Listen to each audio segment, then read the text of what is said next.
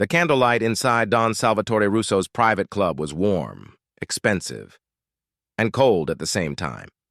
It was Sunday morning, but the men at the long table weren't praying.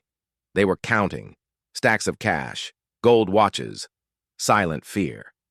The Don sat at the head, calm in a black suit, his ring tapping the glass like a warning. His capos sat stiff, pretending they weren't nervous. Then the doors creaked open. An old homeless woman shuffled in, barefoot, torn clothes, dirty shawl, gray hair tangled like wire. She smelled like rain, streets, and forgotten years. Music from the speakers slowed down as heads turned. A few men laughed under their breath. One soldier stood up fast and grabbed her arm. "Hey, get out! This ain't a soup kitchen!" Another pushed forward. "You lost, Grandma? The church is down the road."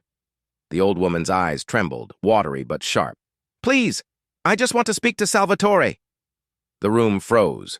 The soldier tightened his grip. "You don't say the Don's name like that." He dragged her toward the door as she pleaded, "Please, please, I just need 1 minute." No one stopped him. Not the capos. Not the men who swore loyalty. Not the ones who claimed they had honor. She stumbled and fell hard on the marble floor. And that's when the Don stood up. Slowly. The entire club went silent as he walked down the length of the table, his face unreadable. He reached the door, then turned back.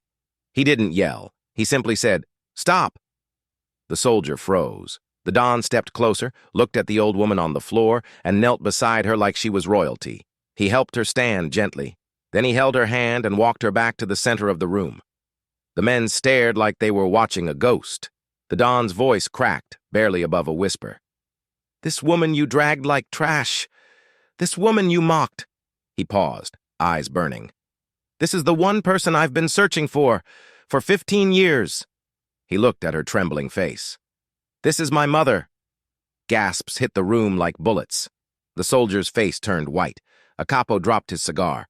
The Don swallowed hard. "She worked herself to the bone so I could eat, so I could survive, and when I became powerful, I lost her." He stared at his men. "And today, you showed me you only respect people when you recognize them?" He stepped closer to the soldier and said softly, "That's the problem. You should never need to know who someone is, to treat them like a human being." Then he hugged his mother like a man who finally remembered what love felt like. If you want more Mafia stories like this, subscribe right now and don't miss the next one.